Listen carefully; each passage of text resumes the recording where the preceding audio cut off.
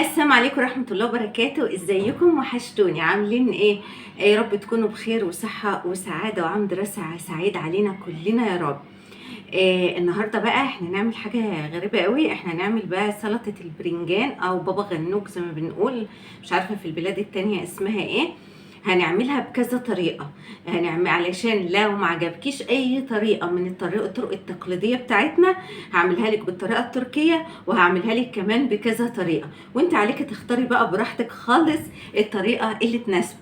طبعا سلطة البرنجان او سلطة بابا غنوج كلنا لازم بنعملها في بيوتنا، وفي ناس بتحبها جدا، ولما بنبقى محتارين بنعملها بقى جنب رز، جنب كشري، جنب اي حاجة. يلا بينا نبدأ، ما تنسوش الاشتراك في القناة، ويلا بينا نشوف هنعمل ازاي. يلا بينا. هنعدل الكاميرا كده اهو. عندي طبعا البرنجان شويته على البوتاجاز من فوق. عاوزه تشويه في الفرن دي حاجه ترجع لك انت، بس بتخرميه الاول بالسكينه كده قبل ما تدخليه الفرن عشان ما ينفجرش في الفرن. انا شويته على البوتاجاز من فوق. اول واحده اهي، احشها بس من الميه بتاعتها كده اهو، وهقطعها بالشكل ده.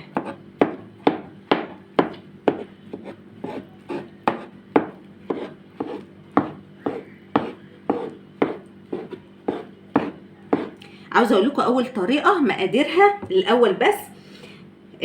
ربع كوبايه خل، ربع كوبايه زيت، ربع كوبايه ليمون، زبدية متصفيه من الميه بتاعتها، ربع كوبايه طحينه، وتوم وملح وفلفل وكمون. هي دي المقادير بتاعتها. تمام. انا بقى ههرسها جامد كده كده. عايزه بقى تضربها في الكبه براحتك كده.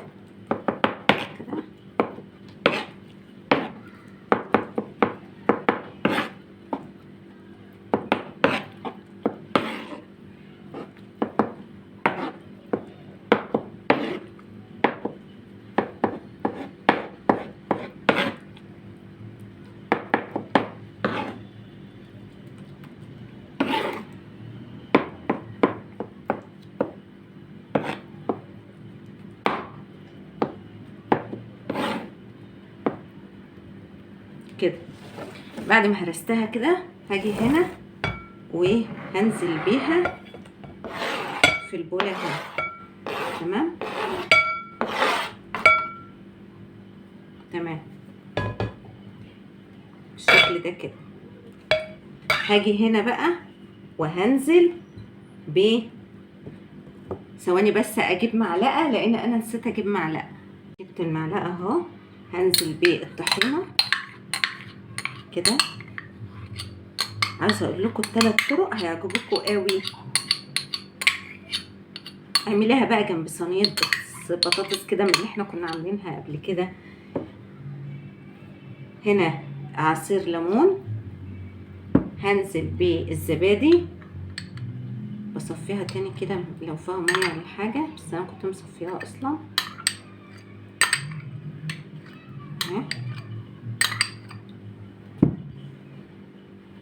هنزل بالزيت، هنزل بالخل والثوم والملح والفلفل والكمون، واقلب بقى الكلام ده الجميل ده مع نفسه مع بعض بالشكل ده كده.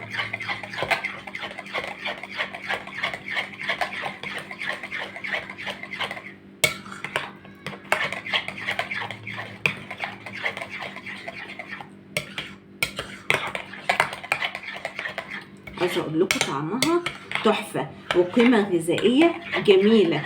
فيها كل حاجه، فيها الزبادي، فيها الخل، فيها الزيت، فيها الليمون، يعني حاجه وريحتها جميله اهي اهي. شوفوا تحفه تحفه تحفه.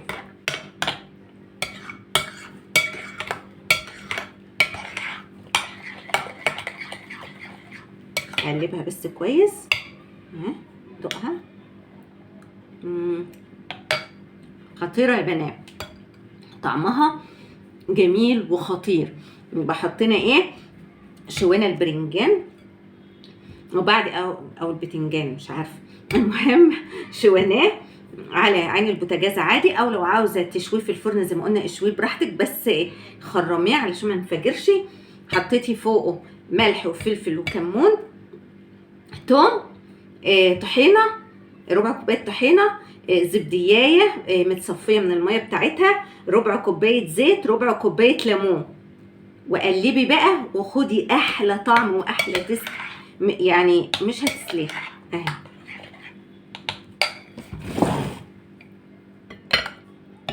الله عليه الله.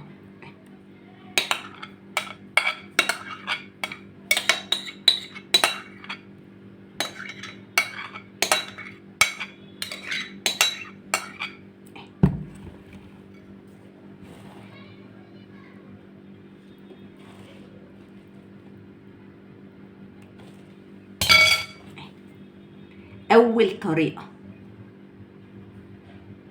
يلا بينا نشوف الطرق التانية هنعملها ازاي. يلا بينا. الوصفة التانية بقى هنشوف هنعملها ازاي اهي.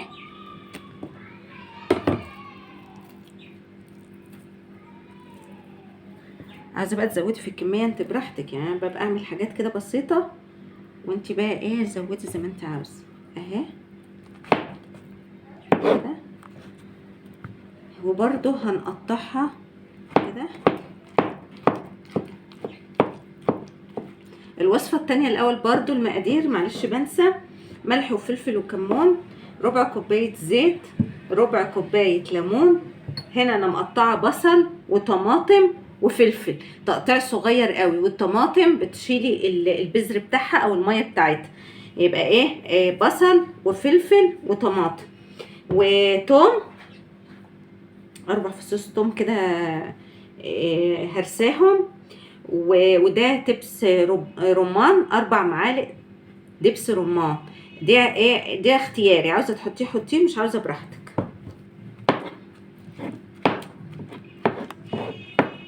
بقى نهرسها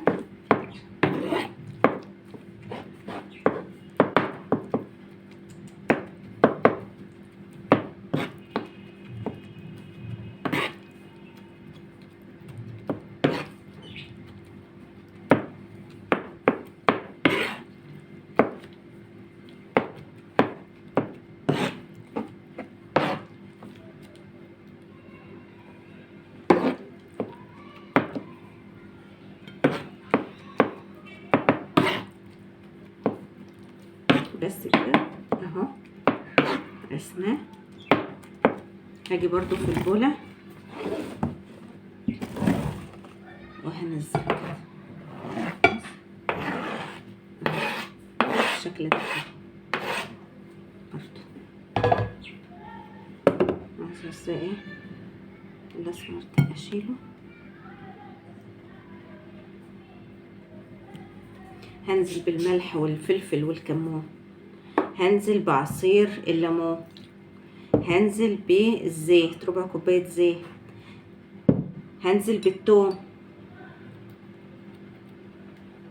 هنزل بالكلام الجميل بصل، طماطم، فلفل كده واقلب.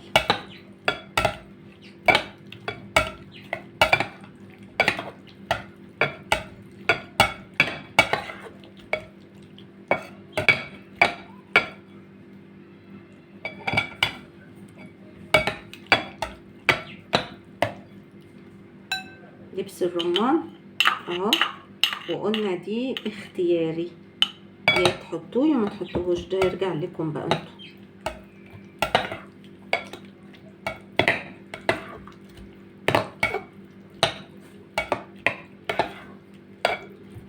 الله عليه طعمه وريحته، عايزه اقول لكم تحفه.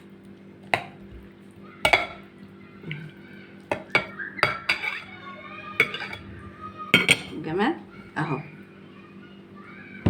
سوا. الطريقة التالتة، عندي فلفل، لو عندك فلفل احمر او الوان يعني حطيه. انا شويته وقطعته بالشكل ده حتت اهو، وهاجي ايه بعد ما تشويه.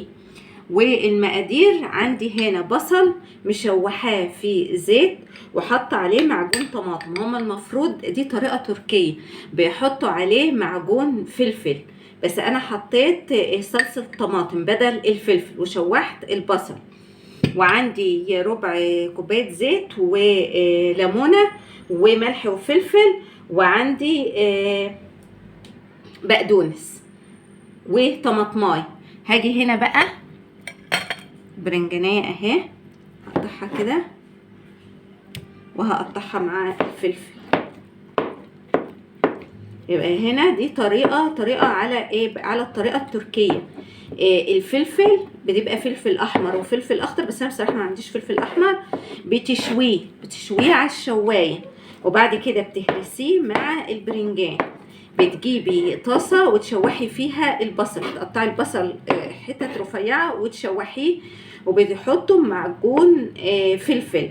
بس انا ملناش احنا في الفلفل والكلام ده، فحطيت طماطم، صلصة طماطم، وربع زيت وليمونة وملح وفلفل وكمون وبقدونس وطماطمايه عشان ايه اهو.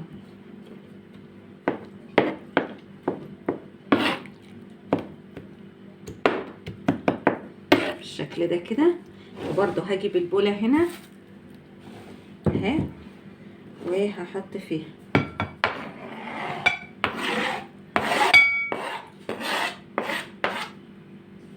تمام. هحط عليها بقى هنا البصل متشوح قلنا مع صلصة طماطم.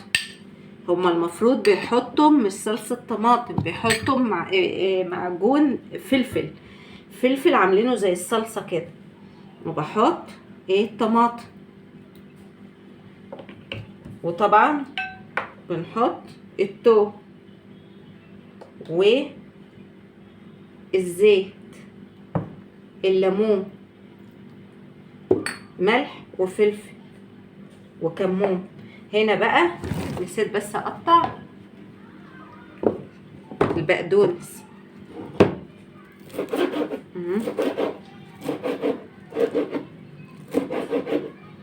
لو عايزه كتري بقى في البقدونس، بس انا ما بحبوش كتير في الاكل بصراحه.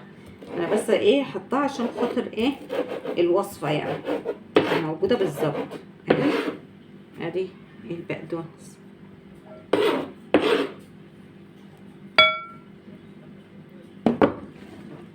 بس كده، واقلب بقى الكلام ده كله مع بعض.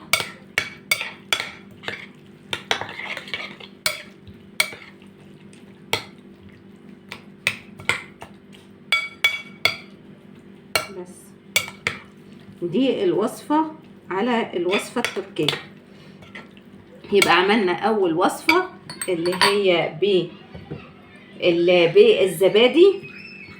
شويت البرنجان قطعته، حطيت عليه زبادي، زبديايه، حطيت معاها طحينه، ربع كوبايه طحينه او نص كوبايه طحينه لو انتوا بتحبوا الطحينه، ملح وفلفل وكمون وزيت، وربع كوبايه ليمون، وربع كوبايه خل. دي كانت اول وصفه. الوصفه الثانيه قطعت بصل وطماطم وحطيت دبس رمان وحطيت ليمون وحطيت توم وملح وفلفل وكمون. الوصفة الثالثة شويت الفلفل وحطيته مع التنجان مع طماطم، وشوحت البصلة مع صلصة طماطم وحطيتها مع الخلطة، وحطيت ليمون وحطيت زيت وملح وفلفل طبعا والثوم اهي.